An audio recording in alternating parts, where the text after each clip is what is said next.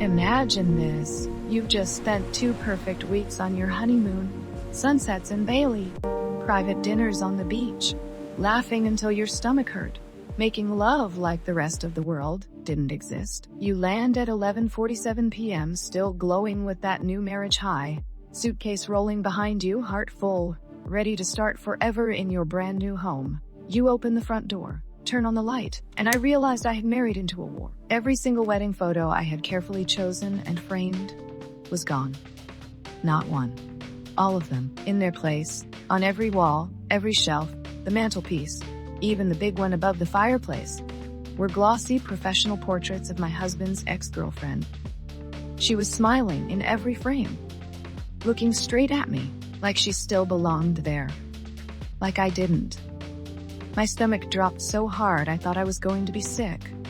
My mother-in-law hadn't just crossed a boundary.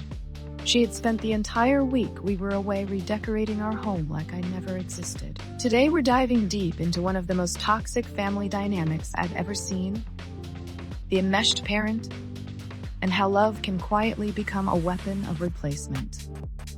I met my husband 3 years ago.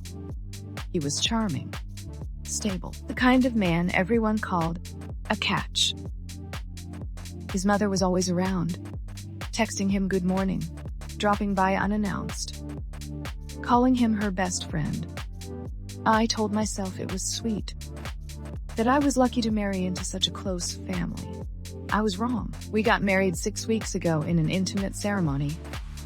The honeymoon was the first time we were truly alone. No surprise visits, no 11 p.m. phone calls from mom asking what we were doing. For 2 weeks, it felt like we were finally starting our own life. Then we came home.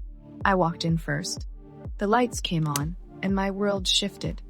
All 27 of our wedding photos, the ones I spent weeks picking frames for, had been removed, replaced by photo after photo of his ex. Same sizes, same sizes, same sizes. It was meticulous, deliberate. It looked like she had never left. My husband stepped in behind me, saw the wall, and laughed, a nervous little laugh. Babe, it's not that bad. Mom probably thought she was helping make the place feel familiar. Helping. That was his first reaction. Not shock, not anger. Helping. I turned to him slowly, suitcase still in my hand. Helping by erasing me from our own home on the first night of our marriage? He shrugged, avoiding my eyes. You know how she gets. She's protective. She'll get over it. And that was the moment I realized this wasn't just about his mother. It was about him. This wasn't a decorating mistake. This was a decorating mistake. Then the message was crystal clear. You're temporary. She is permanent. The next morning, she showed up with coffee like nothing had happened. Smiling that cold, syrupy smile. I thought the new pictures would make the house feel more like home again. Again.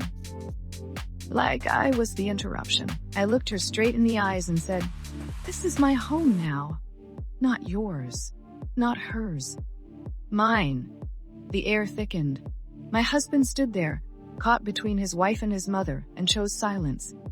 And in that silence, I felt completely alone. What she did has a clinical name in psychology. Enmeshment.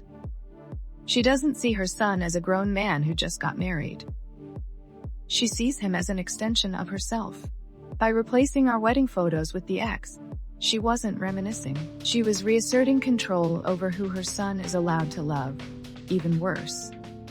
Removing the wedding photos is what psychologists call symbolic annihilation. If the evidence of your existence disappears, you start to question whether you ever really belonged. It's a quiet, cruel way of saying, I can erase you whenever I want. And she didn't stop there. She used triangulation, creating tension between me and my husband so she could step in as the only one who truly understands him. Classic control move. That night, I gave him a calm, final ultimatum. Either every single one of those photos is gone by morning, or I am. No yelling, no drama, just truth. The next day, the ex pictures vanished. But something else disappeared too. My sense of safety in my own home. I looked at my husband that evening and understood something painful. If he won't stand up to his mother on day 1 of our marriage, then I'm not in a partnership. I'm in a competition I was never meant to win. Life lesson 1. Boundaries are not suggestions. They are protection. Life lesson 2. If your partner won't defend you against their parents, you're not married. You're outnumbered. Life lesson 3. Disrespect, once tolerated, becomes tradition. I changed the locks the following week. My husband is still deciding which side of the door he wants to stand on. Some marriages end in divorce. Some end the moment the lights turn on. Now I want to ask you something real. If you came home from your honeymoon and found every trace of your marriage replaced by your partner's ex, what would you do? Change the locks the same day? Try to talk it out with your mother-in-law? Or walk away that same night? Drop your honest answer in the comments. I read every single one. And if you've ever dealt with an enmeshed parent or toxic in-laws, you already understand how deep this pain goes. Welcome to Beneath the Story.